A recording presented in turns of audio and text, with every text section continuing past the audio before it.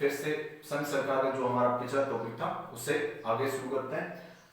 अब हमारा जो टॉपिक है वो है संघ सरकार, या इसी को हम केंद्रीय सरकार या फिर सेंट्रल गवर्नमेंट कहते हैं। इसके पहले वाले वीडियो में मैंने आपको 3 भाग बताए थे, जिसमें पहला भाग जो था वो था व्यवस्थापिका, जिसको अंग्रेजी में लेजिस्लेचर कहते हैं। दूसरा कार्यपालिका, और तीसरा जो भाग आपका है वो है न्यायपालिका। व्यवस्थापिका क्या करती है? व्यवस्थापिका देश के लिए कानून बनाती है। कार्यपालिका का कार्य है उन कानूनों को लागू करना, और न्यायपालिका का कार्य है उन कानूनों की जांच करना, रिव्यू करना कि वो जो नियम बनाए गए या कानून बनाए गए वो संवैधानिक है या नहीं है। सबसे पहले बात करते हैं व्यवस्थापिका की। व्यवस्थापिका को अलग अलग देशों में अलग अलग नाम से जाना जाता है, जिसको हम अंग्रेजी में लेजिस्लेचर कहते हैं। अलग अलग देशों में अलग अलग नाम से जाना जाता है। जैसे अगर आप अमेरिका चले जाते हो तो अमेरिका में व्यवस्थापिका को कांग्रेस के नाम से जानते हैं।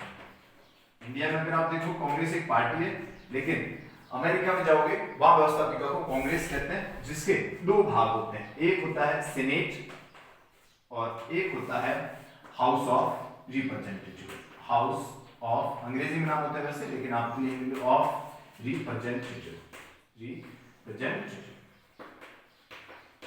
तो ये 2 नाम होते हैं, सीनेट, हाउस ऑफ, अमेरिका के व्यवस्थापिका का। अगर आप इंग्लैंड में जाओगे तो इंग्लैंड की जो व्यवस्थापिका है उसको हम कहते हैं पार्लियामेंट। जो हिंदी में हम संसद होती है भारत की, उसको अंग्रेजी में पार्लियामेंट कहते हैं। इसके भी 2 भाग होते हैं वहां पे।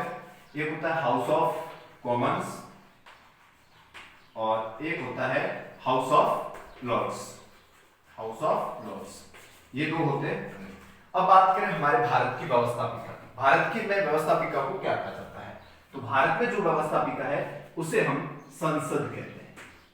उसे हम संसद कहते हैं। हमने हमारे देश में संसदीय व्यवस्था प्रणाली ली है किससे? अंग्रेजों से। यानी parliamentary system of the government we adopted from the British rules. तो इस कारण पार्लियामेंट को हिंदी में हम क्या कहते हैं? संसद कहते हैं। भारत की जो संसद है उसके 3 अंग होते हैं। वो 3 अंग आपको नाम याद रखने, ये इंपॉर्टेंट है। अमेरिका वाले वगैरह आपको यही ध्यान रखना है भारत के क्या होते हैं। पहला जो सदन होता है उसको हम 3 अंग होते हैं। पहला जो अंग होता है उसे हम लोकसभा कहते हैं। दूसरा जो अंग होता है उसे हम राष्ट्रपति, ये भाग होता है संसद का। तीसरा जो अंग होता है उसे कहते हैं राज्यसभा। तो आपको क्या याद रखना है? संसद, लोकसभा, राष्ट्रपति और राज्यसभा। ये संसद के क्या है? 3 अंग है। लोकसभा को निम्न सदन कहा जाता है। लोकसभा को निम्न सदन या फिर इसको लोगों का सदन कहा जाता है। सदन का अर्थ होता है हाउस, यानी जहां पे बैठ के लोकसभा की कार्यवाही उसे निम्न सदन या लोगों का सदन कहते हैं। और ये अस्थायी होता है। सामान्यतः इसका कार्यकाल 5 साल होता है। 5 साल से पहले भी राष्ट्रपति द्वारा इसे भंग किया जा सकता है, इस कारण इसको अस्थायी सदन भी कहते हैं। अब राज्यसभा की बात करें तो इसको पहली बात तो उसको कहते हैं उस सदन। दूसरी बात इसको कहते हैं स्थायी सदन। इसको भंग नहीं किया जा सकता, इसका कोई कार्यकाल नहीं होता है। कार्यकाल इसके सदस्यों का होता है। जो 6 साल कार्यकाल होता है वो इसके सदस्यों का कार्यकाल होता है, ना कि राज्यसभा का कार्यकाल। राज्यसभा स्थायी है, कभी क्या नहीं की जा सकती है, भंग नहीं की जा सकती है। इसे कहते हैं राज्यों का सदन, क्योंकि यहाँ पर जो लोग आते हैं वो राज्यों से चुने हुए प्रतिनिधि होते हैं, तो राज्यों का सदन कहा जाता है। राष्ट्रपति संसद का क्या होता है? हिस्सा होता है। लोकसभा, राष्ट्रपति और राज्यसभा। राष्ट्रपति सदन का हिस्सा क्यों होता है? इसका रीजन है भारत में कोई भी बिल बनेगा, कोई भी विधेयक आएगा, वो विधेयक पहले लोकसभा में पेश किया जाएगा या राज्यसभा में, दोनों में से किसी में। कोई भी साधारण विधेयक पहले कहीं पर भी पेश किया जा सकता है। किसको छोड़ करके? धन विधेयक को छोड़ करके। धन विधेयक हमेशा और हमेशा पहले कहां आता है? लोकसभा के अंदर आता है। लेकिन बाकी कितने भी विधेयक है वो सारे या तो राज्यसभा में पहले आएंगे या लोकसभा में आएंगे। जिस भी सदन में पहले आया, फॉर एग्जांपल लोकसभा में पहले आया है, तो उसको वहां से मेजोरिटी के साथ पास होने के बाद में ये बिल कहां जाएगा? आपके राज्यसभा में जाएगा। बिल, विधेयक, ड्राफ्ट जो ये राज्यसभा में जाएगा। अब राज्यसभा से अगर ये मेजोरिटी से पास हो जाता है तो ये पास होने के बाद में भारत के राष्ट्रपति के पास जाता है, और जब भारत का राष्ट्रपति इसके ऊपर साइन कर देता है तो वो विधेयक कानून बन जाता है। और देश के लोगों पर क्या हो जाता है, लागू हो जाता है।